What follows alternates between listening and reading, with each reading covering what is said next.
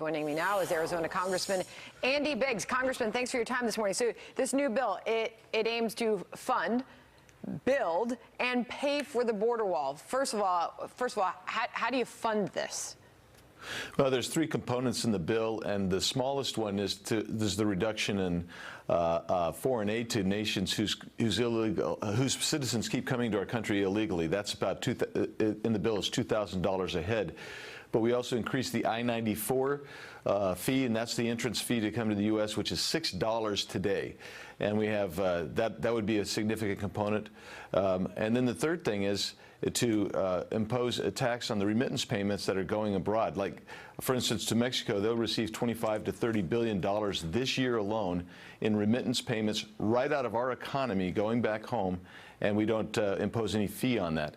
This would impose a fee. This would raise. This bill could raise anywhere from $2 to $3 billion a year to pay for this wall. All right. How do you build it? You build the wall. We're removing and easing some of the regulations that are there. We're imposing deadlines. That's part of the problem that we have, is we don't strictly have these deadlines for Homeland Security to get going on it. So we impose deadlines. We say, let's take away some of the environmental constraints, some of the other constraints you have, go forward, and that's what's happening in this bill. You're also calling for the wall to be built by a certain date. That date, I believe, is December 2019.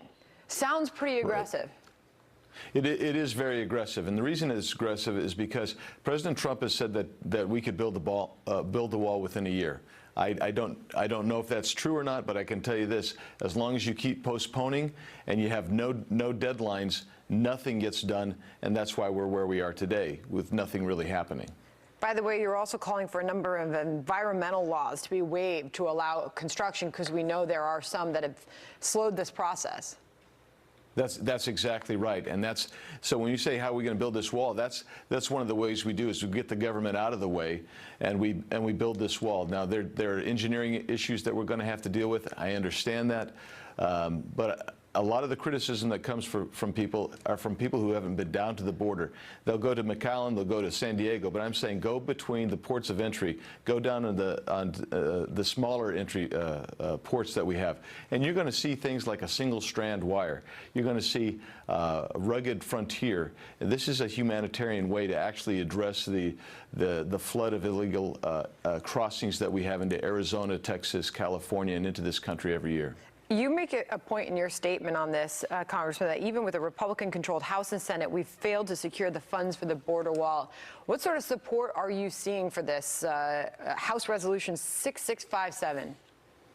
Well, what's happening is as we go forward, we get more people that are interested, and they're coming on. Many of my colleagues said, well, I'd like to read the bill. I believe that we're going to get a pretty good groundswell. I'm hoping to talk to the chairman of Judiciary. I hope the bill gets assigned to Judiciary.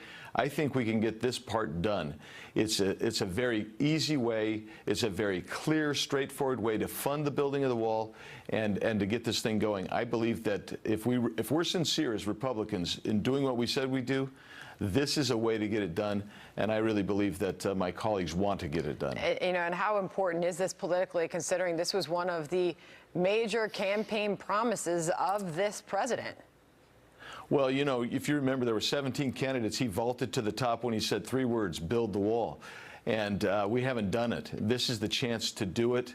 And I think it's critical. I think it's critical that we show good faith effort to try to get this bill through the House by the midterm election. I think that would be send a very strong signal to the base of the Republican Party, the independents that voted for Republicans, the Democrats who crossed over based on this promise by this president.